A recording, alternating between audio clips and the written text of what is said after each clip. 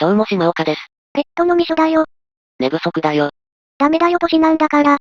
ずっと先輩たちに年取ったら朝早く目が覚めるって言われてて、稼働時間無茶増えるじゃんって期待していたんだよ。実際、今朝早く目が覚めるんだけど、日中眠いんだよ。長時間眠れなくなるってだけで、必要な睡眠時間は一緒なんだよ。騙された。騙してないよ。そんなわけで2026年春アニメ。とりあえず1話見てみたシリーズの6回目だ。概要欄に各作品に飛べるリストがあるよ。最初は、ただいま、お邪魔されます。OL のりんこちゃんは、仕事で忙しい日々をアニメ作品で癒しているんだが、隣人の壁ドン講義に日々怯えている。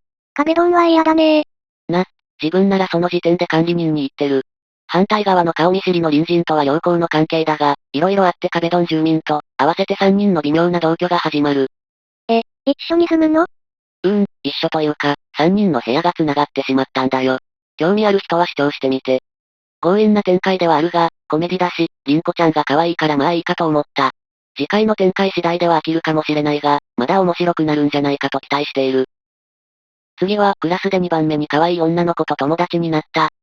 自分が学生時代に憧れたシチュ。自己投影しちゃった。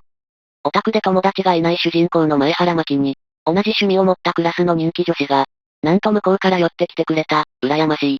市場が漏れ出てる。冒頭の自己紹介シーンで、本人が申告していないことまで言わせようとする教師には少し憤りを覚えたが、主人公を応援したくなっちゃったので見続けると思う。自己投影してるだけにマキ君がひどい目にあったら、辛くて見るのをやめるかもしれないな。次は、左利きのエレン。多少こちらよりの仕事をしていたから様々な気持ちが錯綜した。ほう。芸大目指して諦めたり友人もいるし、デザイナーになった友人もいるので、メインの3人がそれぞれ言っていることがわかるし、反論もしたくなる。そして何も言えなくなるんだね。エレンは芸術家だよね。朝倉光一は芸術家に憧れてる絵の上手い人。素人からするとどっちも絵が上手な人だよ。技術的な上手さは明確に差があるけど、芸術ってたくさんの人に支持されたら芸術だから基準が曖昧だ。ただ、ドラマチックな方が支持を受けやすいと思う。目立つもんね。あとは権威の話になるとコネとかが関わるから、また違うんだけど、そういうのは置いといて。若い者同士の情熱のぶつかり合いが、しんどくも良いなと思えた。冒頭は大人になっている光一だったんだが、なぜあんな目に遭っているのか、なぜ何者かになれなかった、を引きずり続けているのか、そちらが気になった。次は、ポンコツ風紀委員とスカート丈が不適切な JK の話。微笑ましい作品だった。スカートの丈が短くて、髪色が明るい小日向さんは、風紀委員の桜大門くんに、しょっちゅう注意を受ける。それを不満に思っていた小日向さんだが、補習で桜大門くんと一緒になり仲良くなっていくんだ。ふんふん。小日向さんは桜大門くんが勉強できないことをからかうのだが、彼は怒ったりせず、素直に認めるいいやつなんだ。モブサイコ100にいそうな見た目だったけど、一言余計だよ。そんな素直で、根が優しい桜大門くんに小日向さんもまんざらでもない。いいね。小日向さんの二人の友人も、しつこくからかったりするようなタイプではないし、後半に出てきた元ヤンの保健委員、井出口も口は悪いが態度は優しい。今のところ楽しく見られる作品だ。次は、マリッジとキシン。毒殺専門の殺し屋の男、ゲロの婚活話。見やすい絵柄で話し運びもスムーズ。でも毒殺って地味だね。それが毒物全般の使い手なので、化学薬品も手段に含まれるんだ。爆弾とか？惜しい。強力な薬品使って走っている車を真っ二つにしていた。派手だね。だろ？